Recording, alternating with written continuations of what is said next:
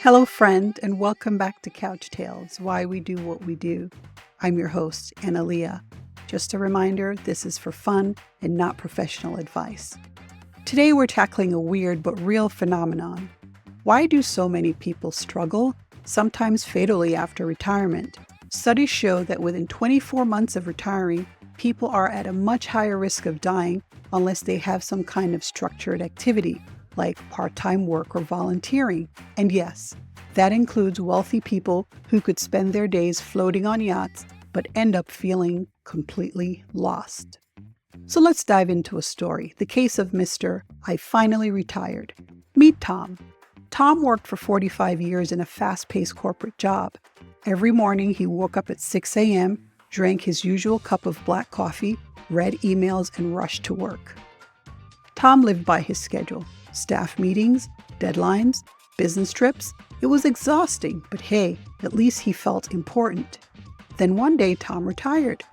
No more conference calls, no more spreadsheets, no more urgent emails that were actually not urgent.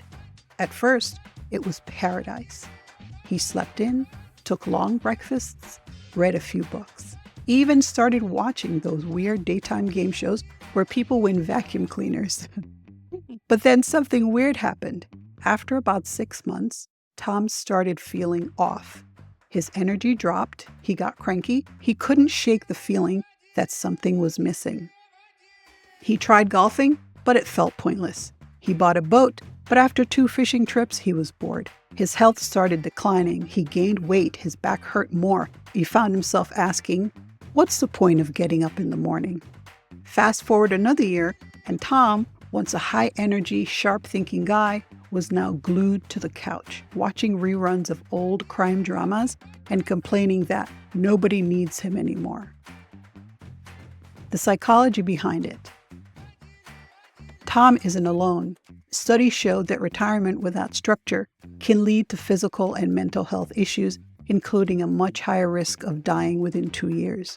But why? Shouldn't retirement be relaxing? Shouldn't a life without work feel like winning the lottery? Well, not exactly.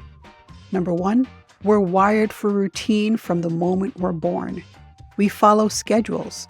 Wake up, eat, school, work, sleep, repeat. Psychologists say that having a routine reduces stress and anxiety by giving our brains a sense of order. No schedule, no order. And suddenly your brain is like, wait, what am I supposed to do now? Number 2, purpose equals survival. Back in the caveman days, if you weren't hunting, gathering, or protecting your tribe, you were pretty much useless.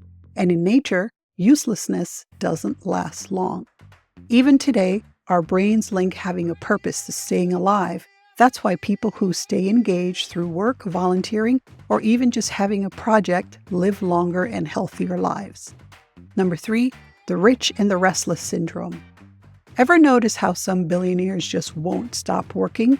They could literally spend their days sipping champagne on private islands, yet they keep launching new companies, writing books, or even running for president.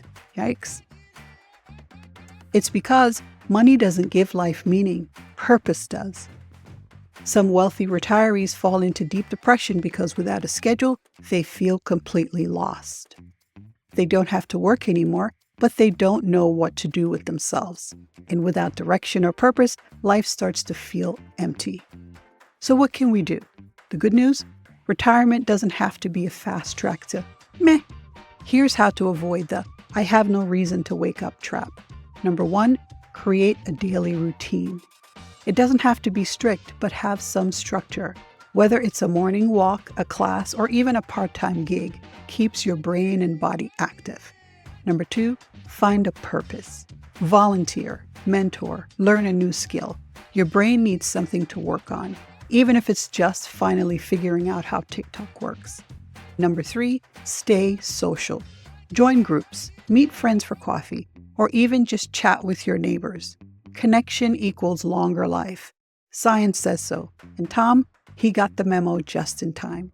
He started volunteering at a local business mentoring program, teaching younger entrepreneurs the ropes. He found purpose again, He got out of the house to his wife's relief, and within a few moments, he felt more alive than ever. Turns out, life doesn't end when work does, but meaning has to come from somewhere.